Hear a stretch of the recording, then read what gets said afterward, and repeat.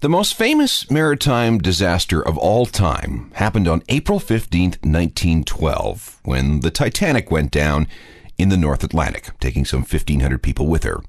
Now, we all know the story. A supposedly unsinkable ship hits an iceberg and, sinks. James Cameron goes on to make $1 billion, and we'll forever have to listen to how Celine Dion's Heart will go on.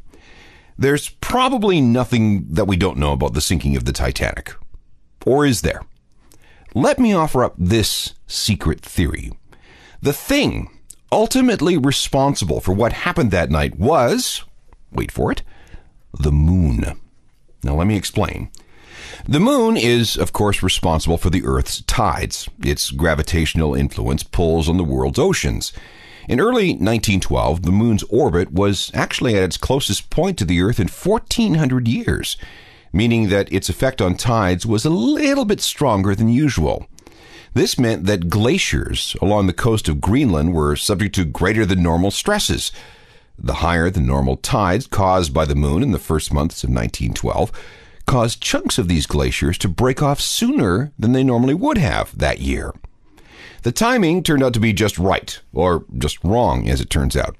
These chunks of glacier became icebergs, and they drifted into the North Atlantic shipping lanes just in time for the Titanic to bang into one of them on that night in April of 1912. Therefore, if you really want to blame all this on something, maybe we should start by looking up in the sky. How's that for a secret of the Titanic? Now let's talk about some secrets of music. This is The Secret History of Rock with Alan Cross. Welcome again, I'm Alan Cross, and we're set to go for another 2 hours of digging deep into the stories behind some of your favorite alt-rock artists. Censorship in music is always a big issue, so we're going to spend some time looking at that. We'll take a trip back to 1991, and I want to begin with some translations. Have you ever found yourself in the middle of a conversation about music, or watching an interview on TV, or listening to a discussion about music, or reading a magazine, only to run into a bunch of jargon? This can be very annoying because suddenly you don't speak the language. You're on the outside. Which is why I think that every once in a while it's important that we demystify some of the technical talk and hipster speak. This way, we can all be in on the conversation.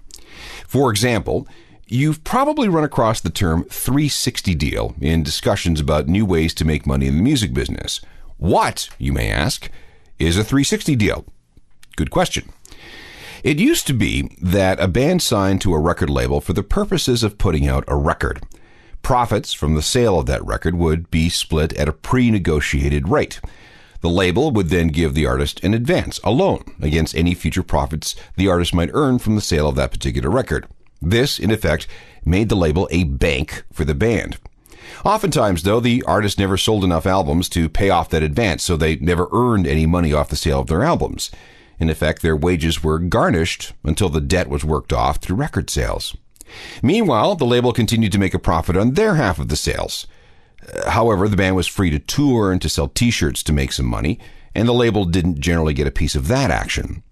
Today, though, with sales not being the high-margin thing they used to be, these traditional record deals are almost extinct. They have been replaced by these 360 deals.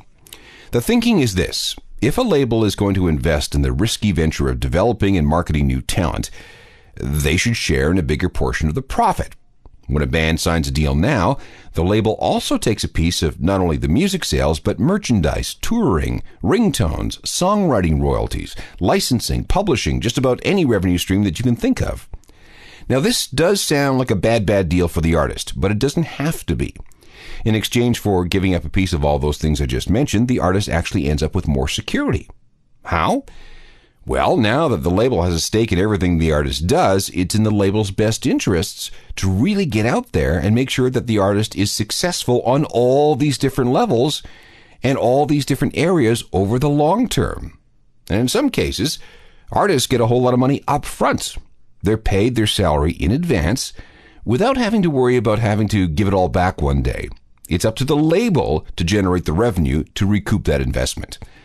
Now, as far as I can tell, the first band to sign a major label 360 deal was a group from Tennessee called Paramore. In their 360 deal, they got a whole bunch of stuff up front free and clear. A new van, new gear, and money towards the education of singer Hayley Williams, who was still in high school at the time. They were allowed to develop very slowly and away from the pressures of the mainstream. And it worked. And by the time things settled down after their third album, they were selling albums by the millions. This 360 deal worked out, and everybody made money.